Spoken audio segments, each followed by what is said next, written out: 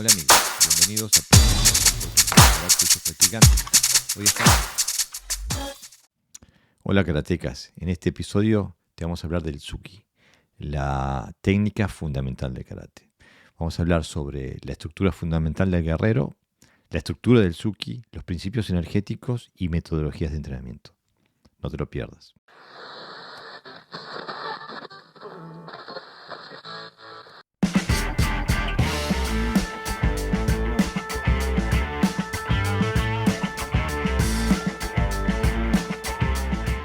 Hola amigos, bienvenidos a Podcast Dojo, el podcast sobre karate y sus practicantes. Hoy estamos en el episodio 260 y vamos a hablar sobre la técnica fundamental, la técnica más común del karate, la técnica más emblemática, el Tsuki. Vamos a hablar de la anatomía del Tsuki y como siempre para ayudarme en la tarea tengo a José Navarro Sensei. Bienvenido Sensei. Hola, hola Jorge, ¿qué Aquí tal? estamos nuevamente. ¿Eh? Sí, otra vez. El Tsuki es la técnica más emblemática del karate, ¿no? ¿Qué te parece, Pepe? Sí, para mí sin duda es la técnica que más nos representa, ¿no? Incluso a pesar de que es contraria a su filosofía, ¿no? A lo que se habla de que el karate es defensivo, sin embargo es la primera técnica que se enseña, ¿no? Ves todos los dojos y te das cuenta que sí, ¿no? Pues, quizás por su simpleza, pero para mí es que hay algo más, ¿no? También es su intención, ¿no? Demuestra que un poco más el espíritu del karate a la hora de expresarlo que cualquier otra técnica. Es difícil que alguien haga, o yo qué sé, haz una técnica de karate, te haga un shirmawashi, un hagebuke, un shuto, casi siempre te va a ser una técnica de ataque, en este caso de puños. Sí, es una técnica que me parece que del primer día que uno entra en el dojo es lo primero que te enseñan a hacer, ¿no? Mm. Este, y que bueno, que creo que a todo al que todo karateca le interesa pulir su Suki, tener un Suki lo más efectivo posible, ¿no? Evidentemente. Siempre el ataque, un buen ataque, te salva de muchas cosas, claro. Y es verdad, pero entonces al laboratorio, ¿no? Porque para poder pegar un buen Suki hay que tener una buena postura, ¿no? Y estaría bueno definir los elementos esenciales de una buena postura. eh, y podemos, bueno, empezar ya que empezamos por la cabeza. ¿Qué decís, Pepe? Claro, bueno, ahí todo el sistema nervioso está ahí presente, ¿no? Es decir, tenemos los ojos, tenemos la mente, tenemos, bueno, un montón de elementos ahí, de órganos que nos favorecen, ¿no? Entonces, claro, la cabeza tiene que estar, para mí, es una parte importante y por lo tanto hay que echarle cuenta. Es decir, la estructura de cómo está la cabeza no es lo mismo que esté de lado que esté orientada hacia la dirección de donde ponemos la intención, ¿no? Donde ponemos el ojo, digamos, ¿no? Y evidentemente tiene que estar la barbilla ligeramente metida, ¿no? Eso también nos hace una postura más guerrera, digamos, casi flotando, sin llegar a estar excesivamente fuera del cuerpo, sino bien conectada al cuerpo. Y bueno, y un poquito con la sensación de que está ligera, pero a la vez pesada, ¿no? Al menos esa es la sensación que yo tengo cuando la cabeza está bien colocada. Ligera, que te permita en cualquier momento moverla en cualquier dirección, y pesada, bueno, por la posibilidad de recibir golpe en esa zona, ¿no? Sí, creo que también es importante, este, como me decía mi antiguo maestro de Tai Chi, que me decía de cerrar la boca al tigre, Mm. justamente como tú dices, tener el mentón, incluso desde el punto de vista táctico, es mucho más fácil protegerse de un knockout teniendo la barbilla más pegada al pecho que estar con la mandíbula descubierta, ¿no? Este, otro de los grandes errores posturales que cometen los neófitos, los principiantes, es justamente el trabajo de los hombros. Se les suben los hombros Ujú. este, eh, o tiran la técnica desde el hombro, etcétera, etcétera. ¿Qué te parece de los hombros, Pepe? Claro, ahí se nota claramente la falta de experiencia de cómo acumular energía, por ejemplo, ¿no? Entonces, genera la energía como en la parte más alejada del puño, pero que tiene más conciencia que son los brazos, es lo que es más habitual. Digamos que su cuerpo todavía no está conectado y por eso lo que nosotros llamamos bracear, ¿no? Mm, Entonces hace la acumulación, o sea, genera la energía y la suelta con los brazos, ¿no? mm. Y por eso ese movimiento a veces exagerado, ¿no? Y también creo que genera energía de ahí cuando a veces hay excesiva tensión en los hombros. Y quizás inconscientemente también es una manera de protegerse, errónea, pero bueno, de estar con un poco de miedo, ¿no? Ujú. El centro de gravedad le sube al tener miedo y entonces, bueno, se va a esa zona. Bueno, es una concepción errónea que tiene mucha gente instintivamente de que la energía con la cual golpeas se genera en los brazos y en las Mm. manos y en los hombros, ¿no? Pero no pasa solo con manos vacías, ¿eh? También ocurre cuando alguien agarra un arma. Es curioso que también utiliza también excesiva. Hace como un movimiento todavía mucho más exagerado de acumular con los hombros para pinchar o golpear, un golpe Mm. circular, ¿no? Una técnica circular. Bueno, entonces después hablamos de la caja torácica, el pecho, ¿no? Yo siempre digo el pecho humilde porque la antítesis de estar con el pecho hacia afuera, sino que tiene que ir con la espalda abierta, ¿no? Y el pecho cerrado, ¿no? O sea, protegiendo los órganos vitales del Ujú. pecho, ¿no? ¿Qué decís, Pepe? Sí, eso te ayuda a redondear. Hay que entender que la energía, viene mucha energía de atrás, ¿no? Mm. Entonces, si no hay como una línea, es un circuito, digamos, ¿no? Por donde la energía va a converger en un punto y el pecho está fuera. Entonces, la energía la tenemos a la espalda y si lo que queremos mandarla al frente, bueno, pues tenemos que mandar el cuerpo en esa dirección. Y como tú bien dices, es más una posición humilde, es de relajar que de cerrar de forma brusca, que de apretar el pectoral, ¿no? Claro, le digo así porque mi sensei me decía siempre, cuando me estaba enseñando ese tipo de cosas, me decía, bueno, parate de forma arrogante. Y después me ponía el pecho y me decía, hacé tu pecho humilde, ¿no? Eh, Sí, porque la algo así. analogía que se usa normalmente es hundir el pecho Mm, y abrir la espalda, pero a mí me parece más acertado esa idea de posición humilde, ¿no? O sea, no tan aquí arriba, ¿no? Porque no además altanero, exactamente. entendemos también que cuando abrimos demasiado el pecho también influye sobre la cabeza. Claro, Entonces, la sensación esa de cerrarse, primero cierra arriba, va cerrando abajo, y ¿no? Y el cuerpo se va, digamos que va adquiriendo como un coche, ¿no? Se mm, va volviendo, ¿cómo se llama esto? Aeróbico, ¿no? Es como esa sensación, ¿no? De que, de que rompe quita las tensiones y la dirige, ¿no? claro.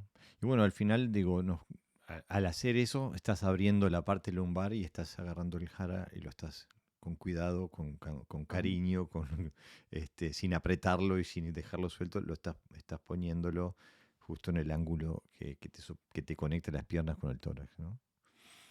ujú. Bueno, esa es la estructura básica para poder empezar a pensar en un Suki, ¿no?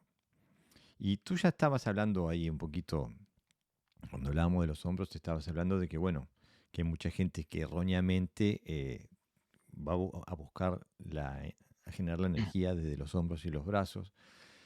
Y lo que la gente tiene que entender que el Suki es una cadena cinética compuesta de eslabones. Y esos eslabones van hasta el suelo, hasta la tierra, ¿no? Entonces no se pega con los brazos. Eh, en mi dojo el peor insulto que le puedo decir a mi alumno es, digo, estás pegando con las manos, le digo. Me dicen, pero a lo que me refiero es justamente a que están generando la energía con los brazos, ¿no? O sea que Claro. tiene una cadena cinética muy corta, ¿no? Este, ¿Qué eslabones verías vos en esa cadena cinética? Desde los pies, ¿no? Sí, ¿Hablamos? sí. Bueno, primero, obviamente, cómo tengo colocada los pies sobre el piso, ¿no?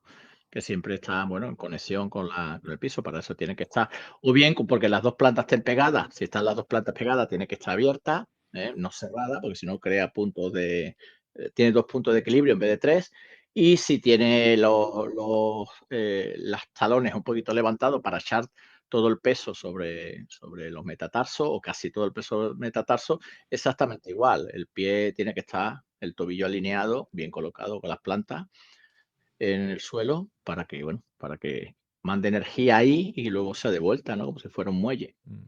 Hay una presión, hay una presión antes de ir hacia adelante, hay una presión hacia abajo.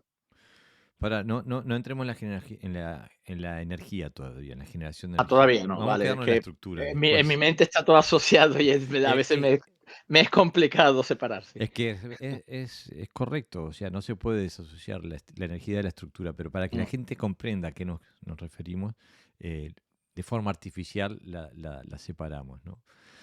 Pero entonces, si tenemos el pie, la articulación del pie, después la próxima articulación que tenemos es la rodilla, ¿no? Y rodilla, entonces claro. hay que ver cómo posicionamos nuestras estructuras óseas para que la rodilla pueda servir para transmitir energía y no tenga fisuras energéticas. Que en mi experiencia con mis alumnos, que esto es una de las cosas más difíciles de, de comprender y de controlar. Incluso cuando veo gente que ha entrenado toda una vida, muchas veces veo las rodillas blandas, ¿no? Esas rodillas que Mm, se gira la cadera y se va la rodilla de forma lateral, ¿no? O sea, a mí lo que me está diciendo es que no está empujando no está en conexión con el suelo, sino que está generando desde arriba la energía. Este, y eso lo he visto un montón de veces, ¿no? El hecho de no tener una conexión estructural que vaya del pie a la rodilla, de la rodilla a la cadera, ¿no? Y el eslabón que siempre se pierde es el de la rodilla en esa cadena. porque las direcciones de las rodillas son más limitadas, Jorge. Mientras que la de los pies y las caderas tienen mayor movilidad también, no solo es hacia arriba, hacia abajo, sino que también lateralmente y en giro incluso, ¿no? Entonces, claro, el punto medio, que son las rodillas, prácticamente tiene una movilidad más reducida. Y por eso, tienes que tener mucha conciencia corporal para que no se te escape, ¿no? Si alguien quiere probar esto, que le enseñe, por ejemplo, la primera vez que enseña en Hanshin o el Teki Shodan a un alumno, siendo azul o verde o el grado que cada uno lo enseñe, o marrón. Lo primero que hace es que la rodilla se les va para todos lados. Eh, Se les va, cuando hace un movimiento lateral, acompaña también, o sea, pero no la acompaña de forma coherente, sino lo que hace es romper la estructura. Exactamente. Eh, y bueno, la rodilla es como el codo, ¿no? Puede moverse en una dirección. En todas las otras Mm. empieza a ponerse mal. Y bueno, esto ya trae también como consecuencias muchas lesiones en el karate, ¿no? Mm. Bueno, de la rodilla llegamos a la cadera, que en el mundo del karate para mí se sobrevalora la cadera. Se la pone como el primer y casi único, Generador, ¿no? exactamente, el único generador. Y para mí es uno importante, pero no ni el único y ni el más importante. No sé qué decís vos, Pepe. Es que si lo explico vamos a entrar otra vez en La la energía. en la energía.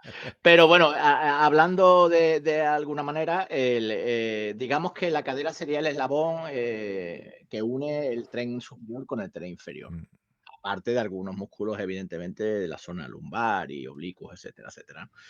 Pero, cuando la cadera es flotante, es decir, lo que hace es que cuando la energía pasa desde los pies, la fuerza pasa desde los pies hasta esa zona, ya no llega al extremo contrario, que en este caso serían los brazos, mm. ¿no? El puño. Entonces, la cadera tiene que tener, una orientación adecuada, y para tener la orientación adecuada tiene que estar conectada con la parte inferior, ¿no? Se tiene que estar alineada, ¿no? O sea, utilizamos la dirección de la cadera y utilizamos los glúteos para sujetar, digamos, esos dos extremos, ¿no? Claro, aparte lo complicado de la cadera es que digo, se mueve en muchas direcciones, porque se mueve en esta dirección, se mueve en este plano, se mueve en este plano, este, o sea que genera muchos ámbitos o exige, mejor dicho, muchos ámbitos de control. de conciencia corporal, como le dirías tú.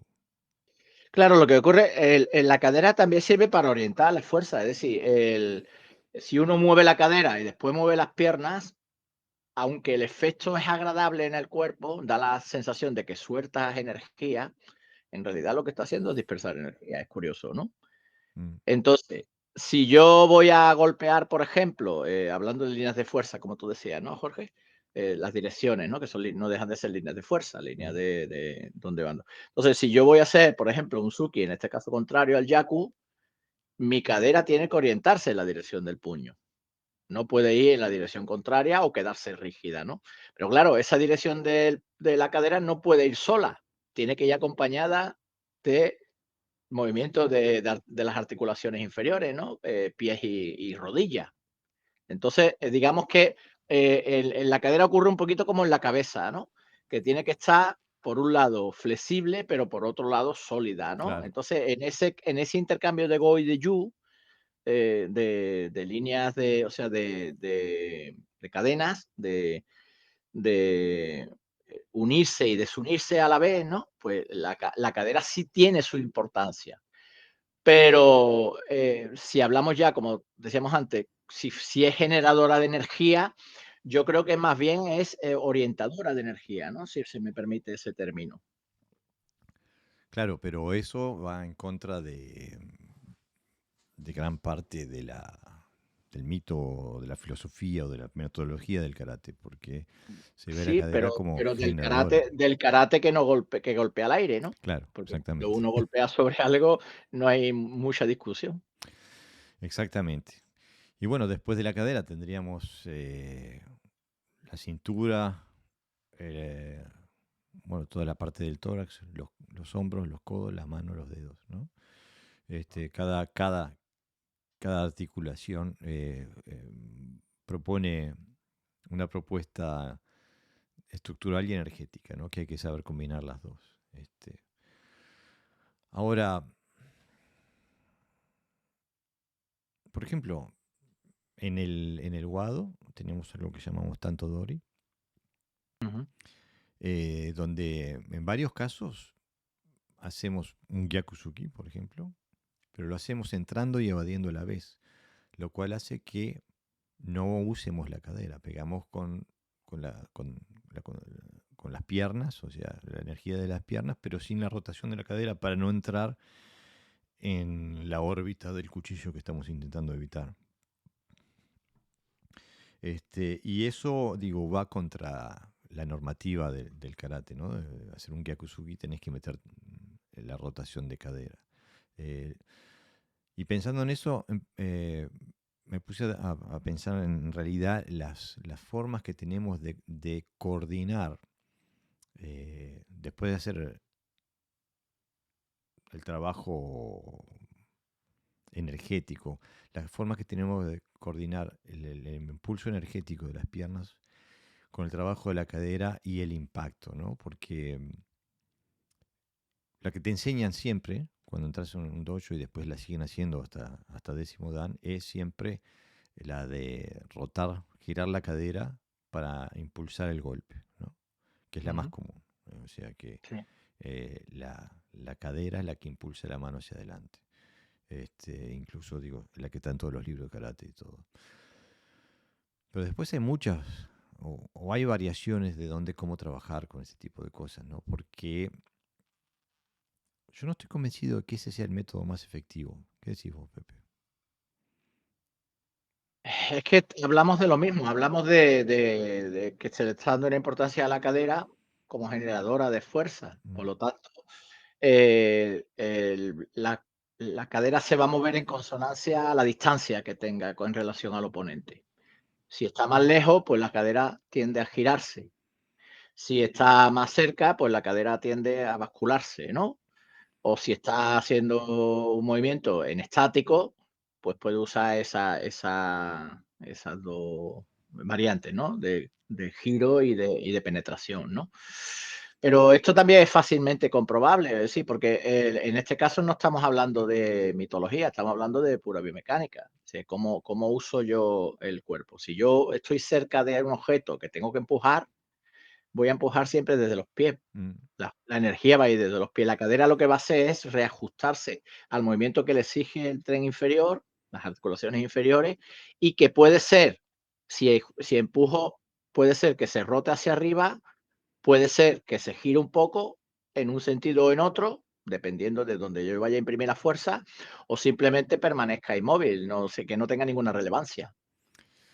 Entonces, si generamos fuerza, la cadera lo que va a hacer es coordinarse, porque aquí hablaríamos de otro aspecto también que se puede mezclar entre energético y mecánico, ¿no? mm, Que podríamos hablar de las coordinaciones de las 3 articulaciones del tren inferior, ¿no? mm, Cómo se mueven relacionadas, o sea, cómo coordino mi tobillo, cómo coloco también mi rodilla, por ejemplo, la corva estaría más relacionada con el talón de Aquiles, ¿no? Con esa zona de atrás.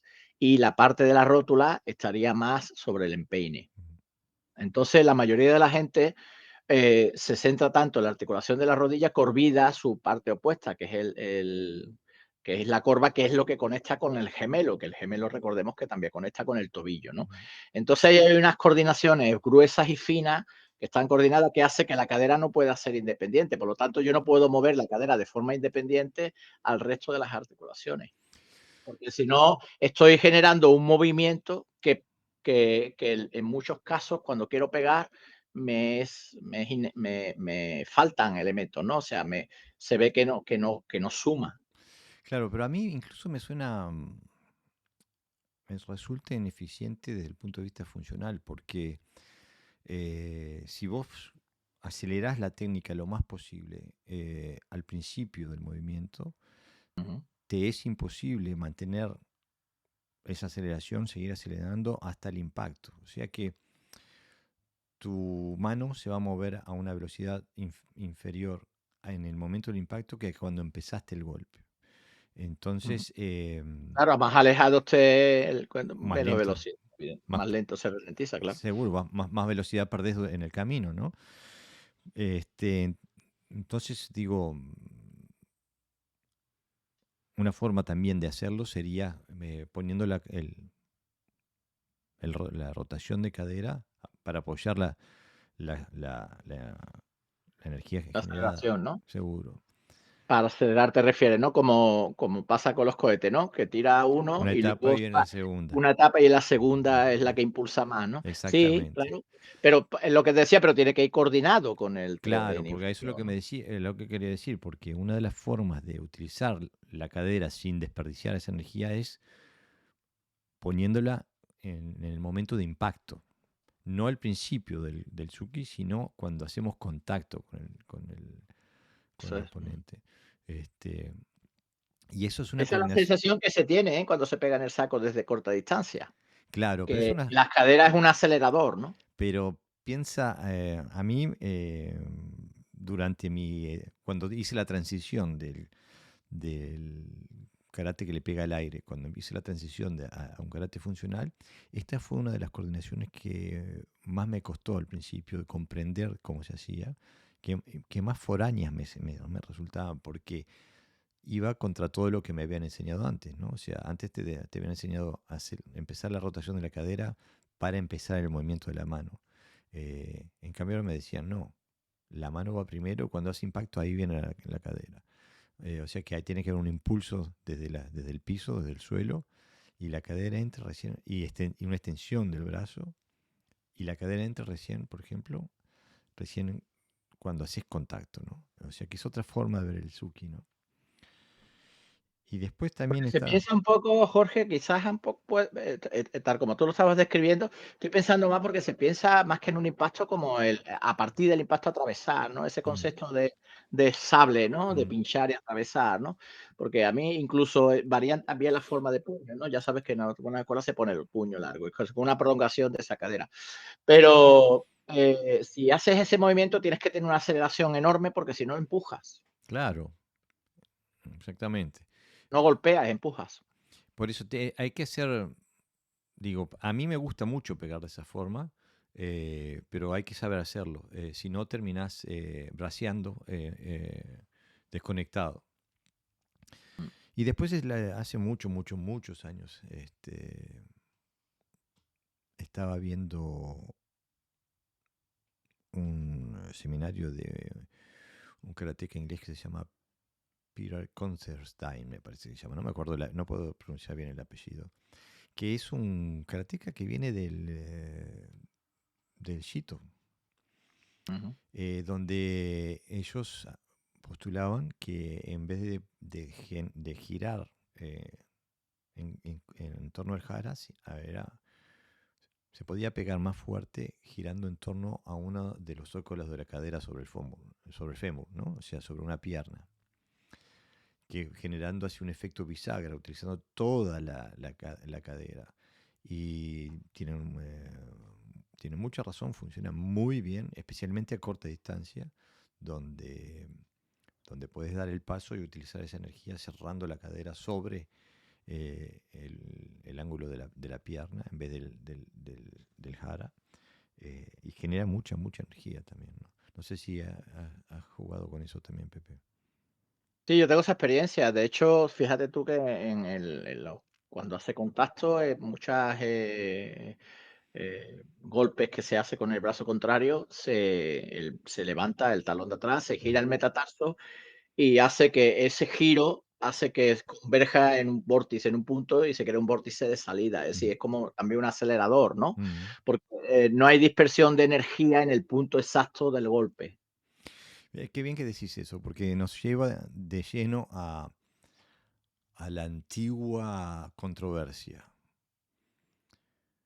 ¿Talón o no talón? Porque en el... Es que yo creo que es irrelevante. Yo creo que lo importante es cómo tú te conectes con el suelo. Sí, sí, pero es relevante porque en el Quijón está absolutamente prohibido levantar el talón.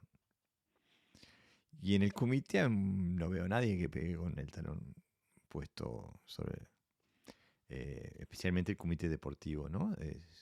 Se levanta el talón sin problema. Eh, Tienes que moverte rápido, tienes que estar ligero.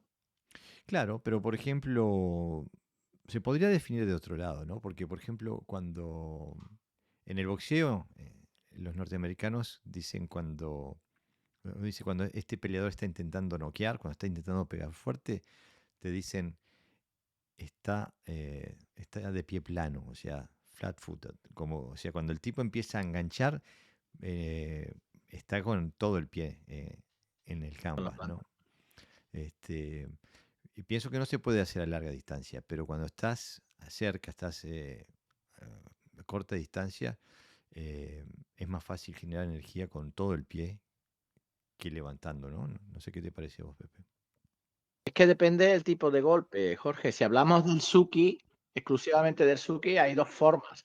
Una es cuando tienes la cadera de enfrente, que la planta, si está pegada, genera bastante energía Mm, porque te permite ya todo el peso del cuerpo sobre la pierna adelantada. mm, O si la distancia es mayor y golpeas, entonces levantas el metatarso, la cadera se queda orientada en la misma dirección, pero el metatarso se levanta, o sea, te queda sobre el metatarso y gira, y entonces la energía pasa por detrás en vez de por claro, delante. por eso Y decía a corta genera distancia, ¿no? Porque a corta a distancia. larga Es que a distancia veces ya es... depende cómo esté la energía, mm, la fuerza, la sientes por delante o la sientes por detrás. Entonces la distancia va a marcar siempre la estructura, digamos, ¿no?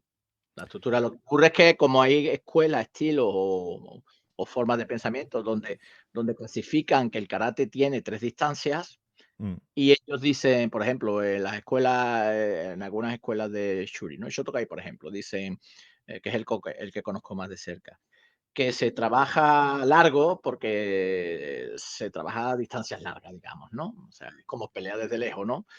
¿Entiendes? Entonces, claro, las posturas varían en consonancia a esa forma de pensamiento, evidentemente, ¿no?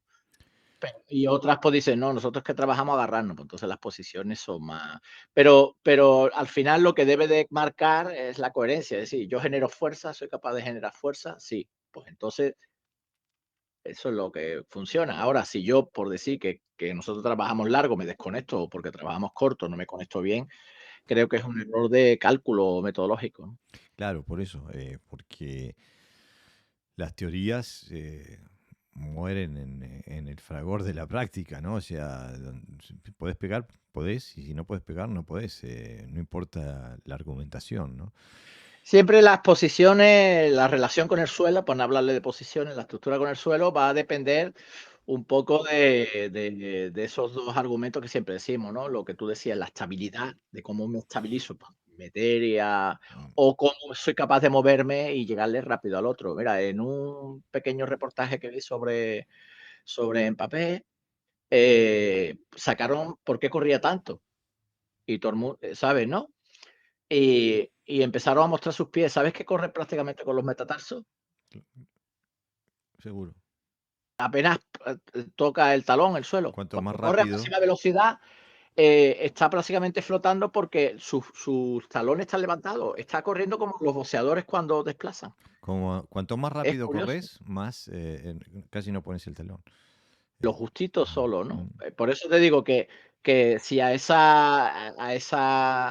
si quieres ir rápido, pues tus articulaciones va a tener una relación con el suelo diferente a si quieres asentarte, por ejemplo, para que no te proyectes, ¿no? Después otro tema que también es muy discutido en el mundo del karate y la respuesta correcta varía según la escuela o el estilo, es la posición de la mano, el seiken, ¿no? Ujú. Muchos abogan por un seiken con esta posición, otros hacen un tate, ¿no? Eh, y a mí me gusta que la articulación del Índice, ¿no? dedo índice sea la que transmita la energía. Entonces no me gusta ni así ni así. Me gusta en un término medio, ¿no? O sea, lo que me Ujú. permita transmitir más energía por esa, por esa articulación.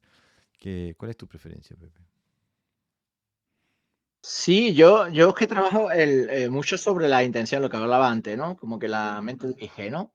Entonces, cuando tú quieres, no te basas en un gesto técnico, sino que te colocas para golpear y sacas el puño, me pasa un poquito como a ti. Mi mano, mi puño, no está paralelo al suelo, se puede decir, Sí. la palma paralela, sino que está un poquito Mm. hacia afuera, incluso un poquito girado en las dos direcciones, ¿no? Es como abrir media llave, así. Porque no solo por la zona de contacto, sino por la relación del dedo meñique también con el centro, ¿no? Que si pongo así, el dedo meñique se me aleja del eje central, se me aleja del codo y el codo se me aleja de la conexión con el jara. Mm. Entonces, cuando el puño está un poquito girado, el dedo meñique va justo al punto del jara, ¿no? O del tándem. Una de las cosas que he visto erróneas, pero así, de décimo dan para arriba, es cuando vienen golpeando desde un jiquite y en vez de mantener el vector de ataque, cambian. Entonces, al rotar la mano, cambian y trasladan el vector de ataque lateralmente, o sea, perdiendo energía, por supuesto, ¿no? Que hacen ese tipo de Claro. cosas así. En vez de rotar la mano alrededor del mismo vector de ataque, ¿no? Que no les pase que cambie de vector de ataque, o sea que les De quitan, dirección, sí. seguro, le quitan energía lateral.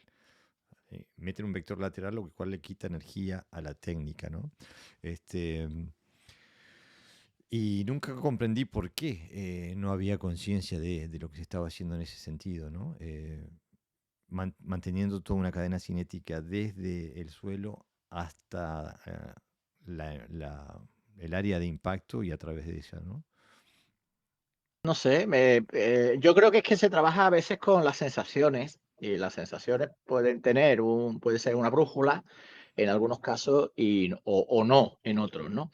Entonces, claro, si tú imaginas que el brazo es una tubería por donde discurre agua, o sea, o desde el pie hasta el puño, la zona de contacto es una tubería, eh, contra más limpia impulse el agua desde del inicio de la tubería hasta el final, más energía sale, más fuerte sale el agua, ¿no? Todos tenemos la experiencia de las mangueritas, ¿no? Que están regando y te viene el gracioso y te la pisa, ¿no? Mm. Y empieza a salir menos agua, ¿no? ¿Entiendes, no? Entonces, la dirección de la fuerza es imprescindible, o sea, porque todo elemento que influya en que no se produzca esa dirección correcta, pues evidentemente disminuye la eficacia. Ahora, ¿por qué lo hacen? Yo intuyo que tiene que ver más con eso, con esa sensación de que parece que sueltas mucho, pero claro, estás soltando la parte y lo que me interesa es pegar con el todo, ¿no? Claro, pero a mí lo que me preocupa un poquito de toda esa temática es que se habla de escuelas o de estilos o lo que sea, sin hablar de cuál es el fin, el objetivo, la función de lo que se está haciendo. En vez de que eso Mm, decida qué es lo mejor, la mejor forma de golpear en una situación dada, se, se decide arbitrariamente que esta es la mejor forma de hacerlo, sin tener ningún tipo de conciencia situacional, de táctica, ni nada. O sea que en toda situación, en todo momento, cada vez que hagas un suki, tiene que ir de esta forma, ¿no? Por ejemplo. Eh, y eso le quita versatilidad, le quita funcionalidad al suki, me parece. No sé qué te parece a vos, Pepe. eh, yo es que una persona que practica con el cuerpo debe de tener unas nociones mínimas de cómo funciona la cadena cinética, ¿no? Sobre todo en una técnica que se utiliza a menudo. Entonces, hay 2 formas. Uno es o porque leas y tengas conocimiento, acumules conocimiento y lo razones, y otra es por experimentación. Cuando empiezas a contactar con algo, te das cuenta que hay movimientos que sobran, por ejemplo, o que no aportan la suficiente potencia. Y eso no pasan años en descubrirlo, ¿eh? Cuando alguien mantiene en el tiempo esa teoría, pues lo único que me está diciendo es que está, simplemente o es esclavo del estilo, o se ha dogmatizado demasiado, e interesa más aunque sea un concepto erróneo, pero es nuestro concepto, ¿no? Es decir, nosotros nuestro estilo es una idea de pertenencia, quizá a un estilo más que a otra cosa, ¿no? Mm. Porque cualquier persona que empieza a investigar sobre cómo golpear y cómo el cuerpo y cómo estructurarlo, es lo primero que descubre. O sea que lo primero que te dice, que te devuelve, como decía Bruce Lee, ¿no? Lo primero que te pasa cuando golpeas mal sobre un objeto es que te devuelve el golpe, ¿no? O Claro. bien en la muñeca, o bien en el codo, o bien en el hombro, ¿no? Bueno, ya más o menos estipulamos cuáles son los eslabones de la cadena cinética, los eslabones estructurales de la cadena cinética para hacer un Suki. ¿Qué te parece si hablamos de los principios energéticos? ¿Cómo se genera la energía para hacer un Suki, para golpear, ¿no? Ujú, Y como decíamos hoy, que la energía parte desde los pies, ¿no? El primer eslabón cinético viene desde los pies. Mi antiguo sensei siempre me decía, eh, presión direccional de los pies sobre el suelo. ujú. Y el otro día estaba justamente viendo un video de Naka Sensei, donde él dice, no, si uno hace una presión contra el suelo, él se da cuenta. Eh, y lo que muestra es que hace una presión contra el suelo y se levanta, cambia su altura. Y entonces sí, él se da cuenta. Pero no me parece nada que sea en absoluto avanzado ni difícil hacer presión contra el suelo sin levantar, sin cambiar de altura, manteniendo la misma relación del jara sobre el suelo. Me pareció bastante, no sé si decirlo, intelectualmente deshonesto mostrarlo de esa forma. Eso es lo que puedo decir. Porque no hay que ser especialmente avanzado para poder dar un paso hacia adelante, empujando hacia atrás para dar un golpe, manteniendo la misma altura. Eso es algo que se hace básico en mi dojo, lo hace cualquier cinturón amarillo. No sé cuál es tu opinión, Pepe. Evidentemente. No, yo creo que es que el problema es que las conexiones es como que uno tiene que tirar mucho para abajo, es como agacharse mucho para luego levantarse. Ujú, Evidentemente, contra más te vayas hacia abajo y más impulse, pues más energía, ¿no? Pero claro, estamos hablando de un golpe, estamos hablando de un ataque, no puede ser tan visible. mm. Entonces, ¿cómo eres capaz tú de generar toda esa energía cuando te agachas al máximo y saltas al máximo en el menor tiempo posible? Pues usando bien el cuerpo. O sea, ¿cómo se usa bien el cuerpo? Por ejemplo, cuando hay escuelas que trabajan muy tenso, como el centro de gravedad lo tiene muy alto, para bajar el tren, para coger energía, para agarrar energía en ese movimiento de flexión, lo que hacen es exagerar. Pero si tu cuerpo está relajado y tranquilo, es como cuando nosotros estamos de pie un ratito. El cuerpo de forma natural hace clac, clac, clac, clac, clac, clac, clac, ¿no? Va quitando las tensiones necesarias y se conecta con el suelo. Y luego, como hablamos ya de cadena energética, ¿no, Jorge? Ya se Claro, puede hablar. sí. No uso el músculo, utilizo las tendones y las Mm. articulaciones, porque entonces es mucho más rápido, te mantiene conectado y no es tan visible. Claro, ese es un tema que muy pocas veces se trata en, eh, en el karate, ¿no? Porque justamente utilizar los tendones como arcos, ¿no? Como elementos de estiramiento y contracción,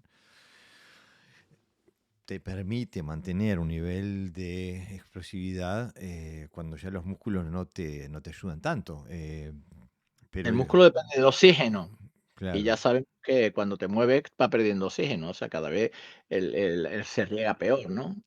Mientras que los tendones y las articulaciones no depende de ese elemento.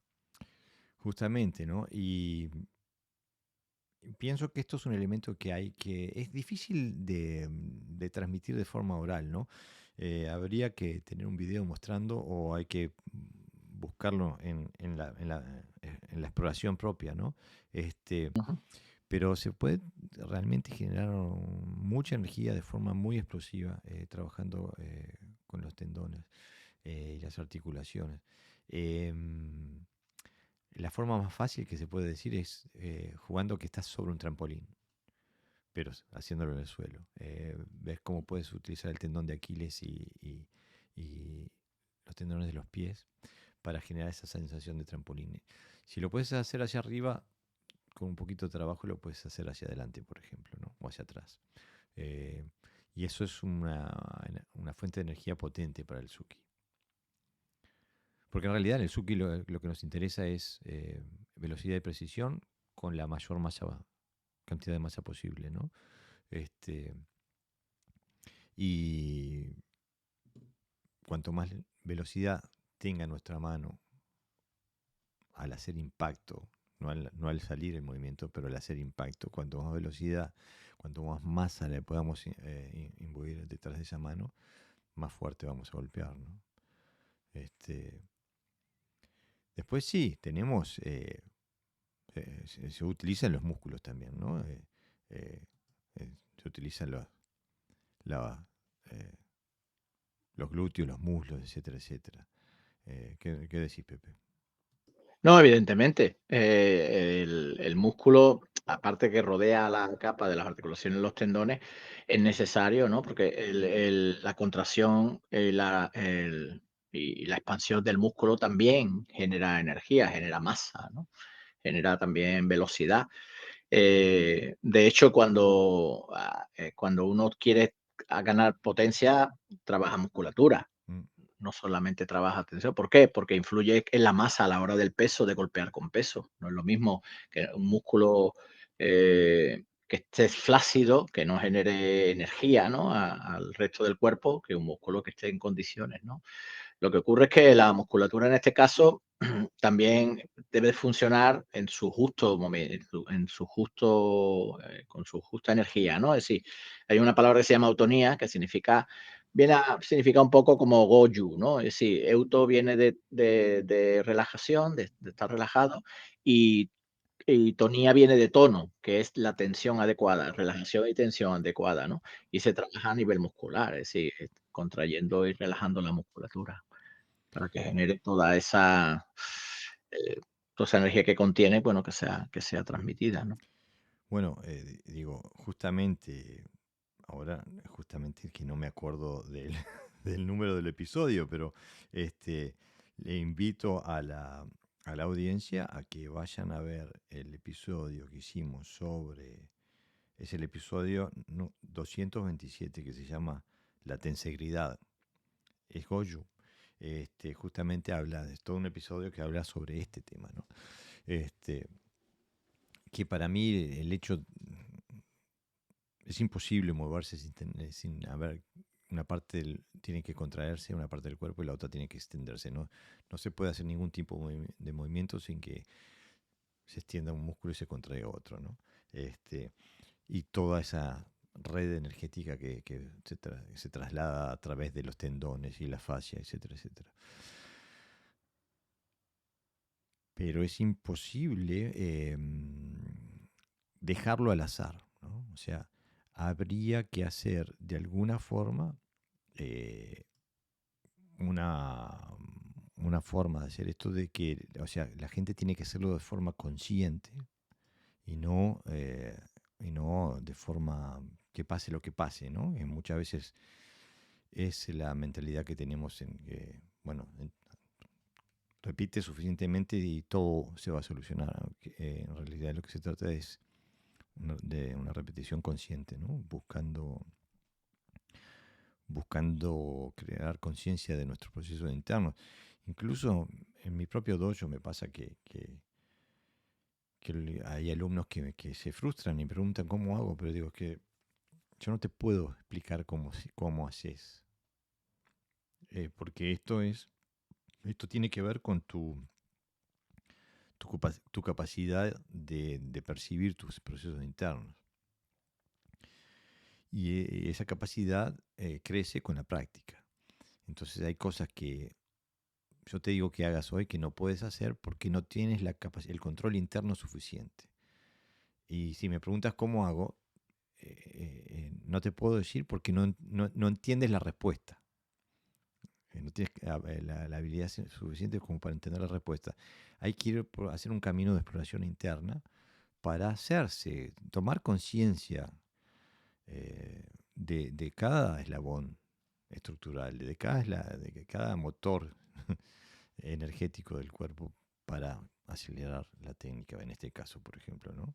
Este, Me parece que es un trabajo de conciencia que a veces queda como dormido, escondido detrás de la repetición constante. ¿Qué decís, Pepe? Sí, porque al final no deja de ser metodología todo, ¿no? Como bien dices, ¿no? Entonces, claro, si tú trabajas sobre la parte dura, ¿no? Grosera, de más fuerte, más rápido, más no sé qué, no sé cuánto, pues claro, el cuerpo se acaba condicionando a ese tipo de movimientos reflejos, ¿no? Entonces, para poder trabajar con esas estructuras internas y esa conciencia corporal, ¿no? De coordinación fina incluso, ¿no? De cómo mueve hasta cómo suda, digamos, el dedo meñique, tienes que bajar el ritmo, el proceso no es físico, no es técnico, ¿no? Tienes que ir en esa dirección. ¿Por qué? Porque no lo tiene la mayoría de la gente, no es consciente, hay que trabajarlo, ¿no? Entonces hay métodos, por ejemplo, este que yo te hablaba de eutonía, es un método bueno, la danza consciente, por ejemplo, hay muchos tipos de trabajo sobre eso, pero claro, es que nosotros ya en Cata lo tenemos.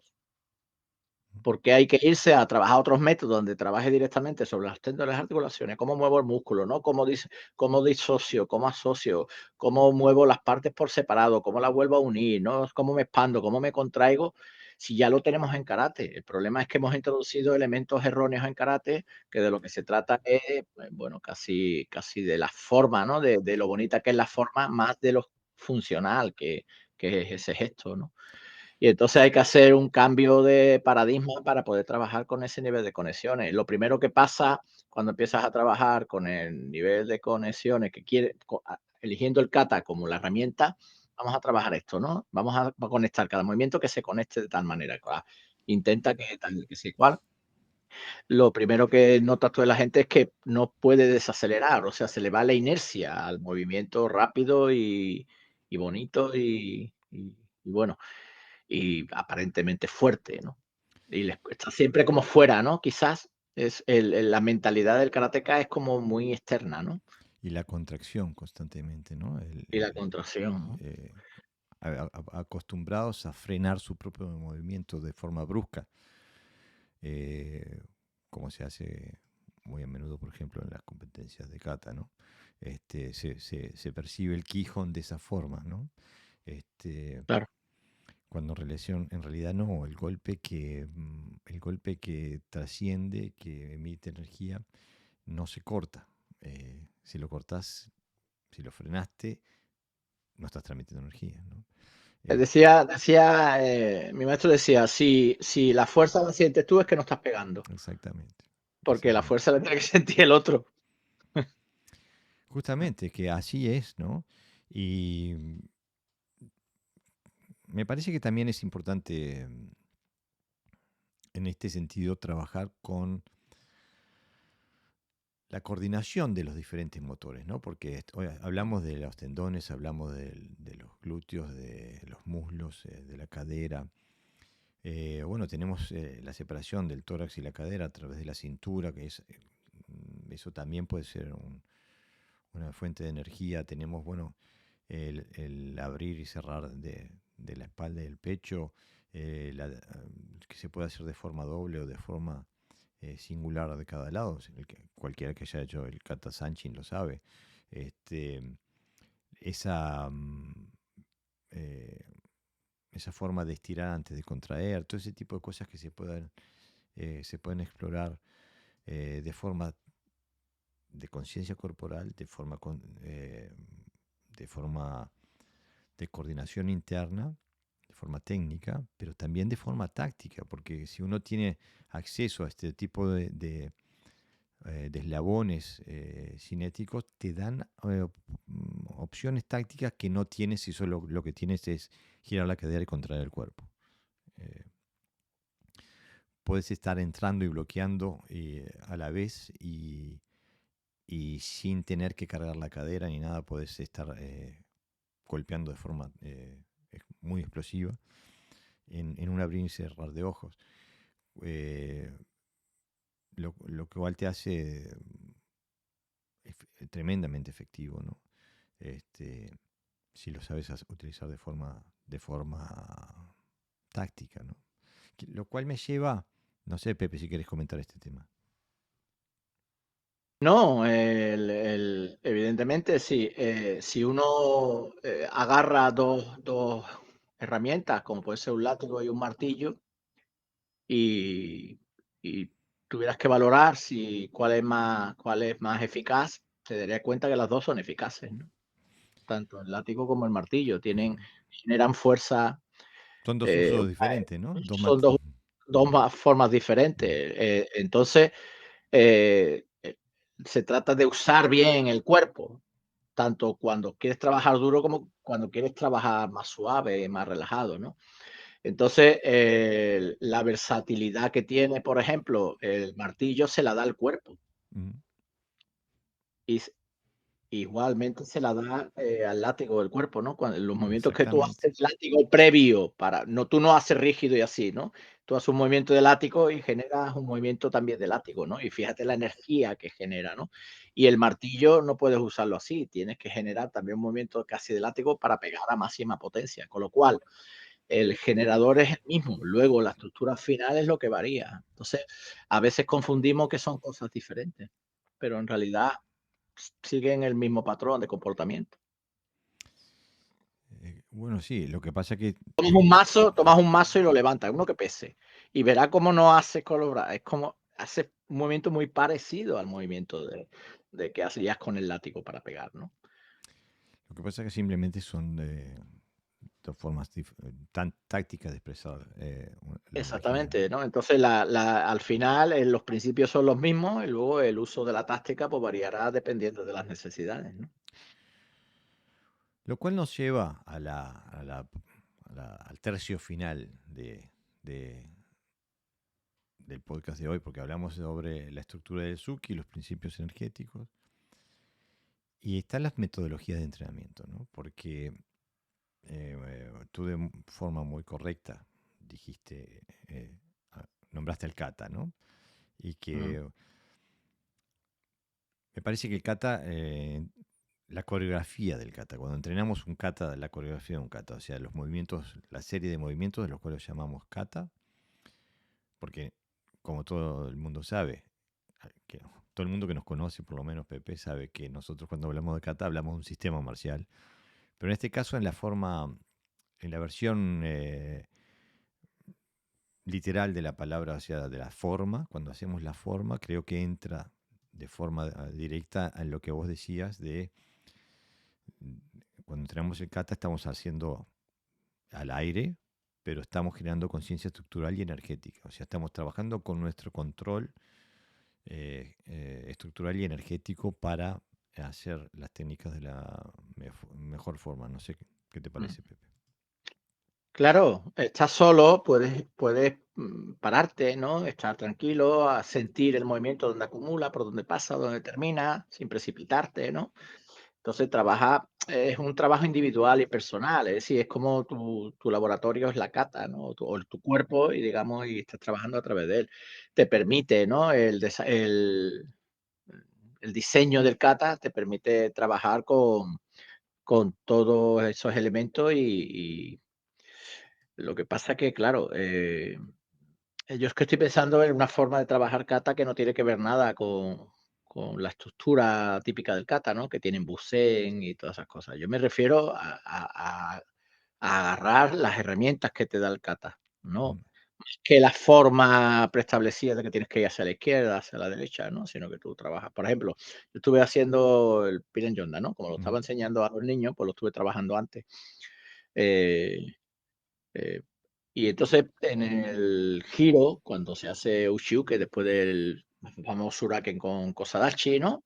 Gira, casi todo el mundo hace el típico Uchiuke, ¿no?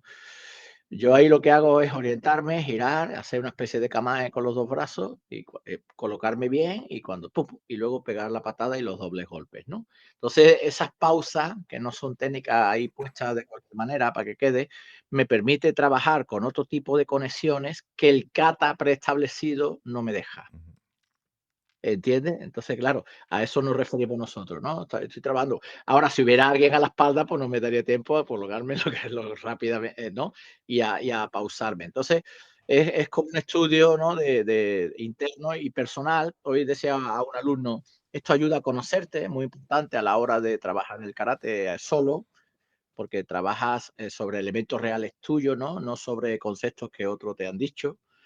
Esto te da también conocimiento personal de por dónde tienes que trabajar, ¿no? Y eso te ayuda luego a profundizar y te ayuda a trabajar sobre esta concesión del kata como una herramienta abierta y que tiene mucha información a muchos niveles, ¿no? Y sobre todo a este, ¿no? A este de estar ahí, bueno, me sitúo, estoy bien colocado, pues ahora patada y ahora doble puño, ¿no? No me precipito. Ahora esto, trabajo aquí los huraques, bueno, pues yo ahora, o sea, los morotes, pues agarro, para yo agarrar a alguien, en vez de defenderle, estoy agarrándolo con los dos brazos, cómo se coloca mi cuerpo, ¿no? Y eso da, la verdad, que mucho conocimiento, ¿no? Sobre lo que estamos hablando.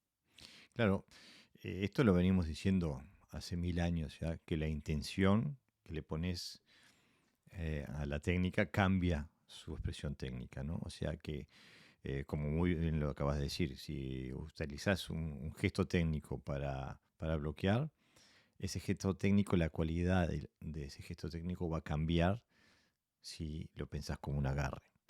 Y Mira, es una forma sí, de sí, sí, trabajo que en el es una karate no forma de se trabajo. permite por lo general. No se permite, ¿no? Porque viene Uchica ahí. Mm, Mira, en el trabajo de Kenjutsu, ¿no? Con una compañero, un alumno, hace un tiempo, eh, estábamos los dos en Kamae, ¿no? Entonces, el kata decía uno ataca a Chomenuchi, el otro hace una defensa, le contraataca, total. Al final, bueno, el resultado que uno gana y el otro pierde, ¿no?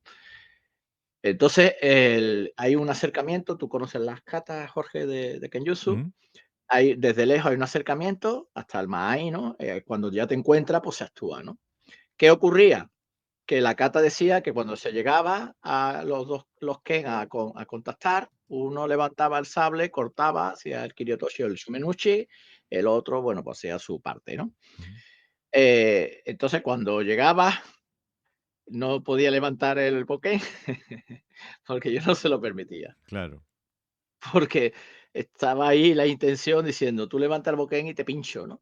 Entonces yo decía: "Levanta, Shome, no, es que no puedo", ¿no? Es decir, es otro tipo de estructura del kata, ¿no? Entonces nosotros esa idea que trasladamos también a las parejas es lo que hacemos nosotros individualmente cuando trabajamos kata, ¿no? Ese estudio interno, es decir, bueno, como ahora viene un shomen, pues yo voy tranquilo, me quedo ahí, tú me haces un shomen, yo te hago. No, Mm. no, no, no. Sino que hay unas conexiones internas de intenciones, de estructura, de cómo tomo el centro en este caso, ¿no? Como que el otro decía, es que dice, es que yo sé que no me vas a pinchar, pero si levanto el sable es que Mm, estoy vendido, ¿no? Entonces, la información que te da el kata no es lo que, a lo mejor no es la que te da el kata. No sé si me explico. no, o Tiene sea, elementos técnico-tácticos, tiene de intención, de colocación, de control del espacio, control del tiempo, etcétera, etcétera, ¿no? Y todo eso, además, mezclado con la capacidad ya técnica que uno tenga, ¿no? La velocidad, la capacidad de cargar y soltar. Que también pasaba lo mismo. Dice, es que yo siempre te llego tarde porque tú cargas muy rápido y descargas muy rápido, ¿no? No es que yo haga rápido la técnica, es que el movimiento está optimizado, digamos, ¿no? Porque no estoy pensando en la forma, estoy pensando en cómo mover el cuerpo. Entonces, eso es perfectamente aplicable a las katas concebidas desde kata como una herramienta, que tendremos que hacer algún podcast, Jorge, sobre esto. sí, kata como una herramienta.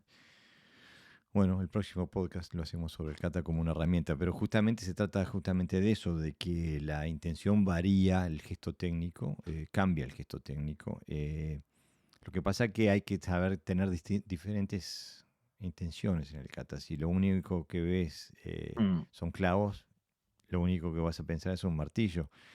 O sea que exige del practicante una visión variada y amplia, que el kata no contempla nada más golpes y patadas y bloqueos. Es más, en su gran minoría son las técnicas, son golpes y patadas y bloqueos. Entonces, para poder trabajar con variaciones de aplicación, variaciones de intención, hay que conocer cuál pueden ser las variantes. No se pueden sacar de la galera, hay que saberlas, ¿no? ujú. Entonces hay que tener conocimiento necesario. Si no lo tienes, tienes que salir a buscarlo. Ahora, el próximo punto sería, este punto del kata lo denomino al aire, generando conciencia estructural y energética. El número dos sería, que esto casi no existe en el karate. eh, o sea, en el karate normativo, ¿no? El karate normal. En el karate funcional sí se usa mucho, que es al aire, simulando aplicaciones tácticas funcionales, lo que un boxeador debería hacer sombra. Hace sombra, sí. Mm. En el kickboxing se usa mucho, en todos los deportes de contacto se usa, porque te permite trabajar con una coordinación eh, táctica, no solamente técnica, ¿no? Cómo aplicar este tipo de técnicas en un contexto táctico que permita utilizarlas de forma funcional y no solamente tener un concepto de Quijón de las técnicas, sino cómo funcionan en su hábitat natural, por así decirlo. Ujú. No sé si tú haces algo por el estilo en tu práctica, Pepe. Sí, sí, no, para mí además es imprescindible. O sea, yo hago dos modelos de sombra. Una es como la preestablecida, o sea, intento ver si las combinaciones lógicas, entre comillas, que te marca el kata funcionarían de forma más o menos coherente en un combate, en una confrontación. Y luego agarro todas las técnicas y puedo variar. Por ejemplo, a lo mejor hago la primera y la tercera técnica que la combino con la sexta, por ejemplo, ¿no? Y lo que hago es nuevas combinaciones sobre la kata. O sea, no hago las combinaciones solo preestablecidas, sino que creo combinaciones funcionales a partir Mm. de todas las técnicas que en ese momento el kata me da, ¿no? Justamente, pero no es algo que tengas preestablecido, es algo No, que no, es no. orgánico, ¿no? ¿Verdad? Exactamente, sí. No es cambiar una estampita por otra, quiero decir. Es simplemente, bueno, investigar sobre modelos, es decir, qué funciona, qué no funciona, ¿no?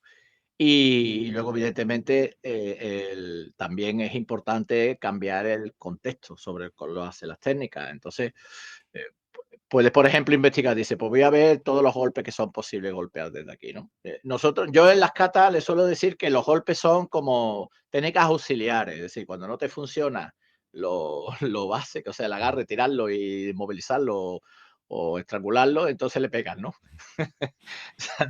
Sin embargo, en la concesión es al revés, ¿no? Al Primero revés, le pega exactamente. y después pues si no puedo, por lo mejor lo tiro al suelo, ¿no? Entonces, no, hay un estudio táctico, es decir, qué técnica combina mejor con la siguiente y por qué. O Ujú. sea, siempre hay 3 preguntas básicas, es para qué, por qué y cómo, ¿no? Mm, exactamente. Bueno, entonces el próximo paso metodológico sería el golpear sobre un nuque eh, con control y con guantes, ¿no?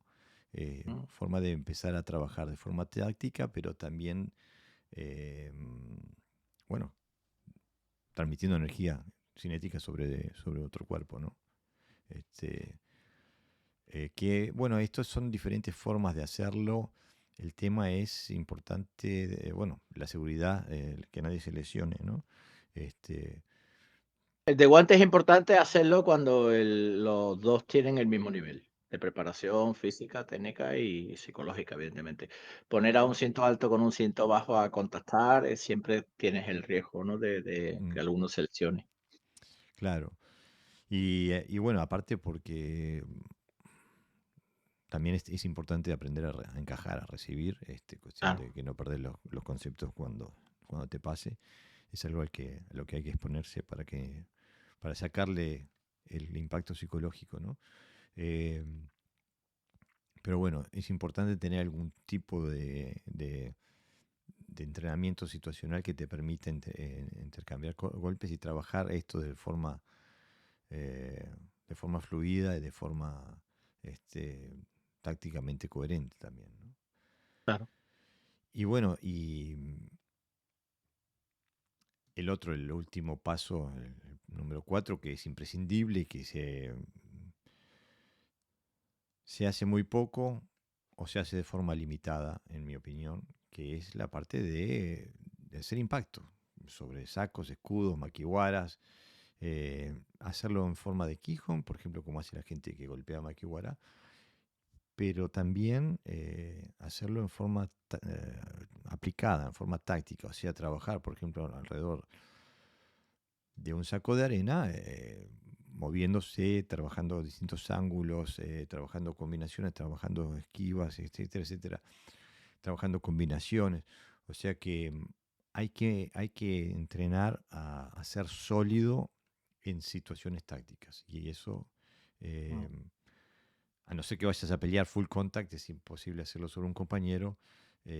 Aparte, incluso si haces full contact, bueno, la MMA sí te permite, aunque tienen guantes, por más finito que sean, este, pero si vas a ir a mano limpia, digo, las lesiones empiezan a ser eh, desastrosas ya.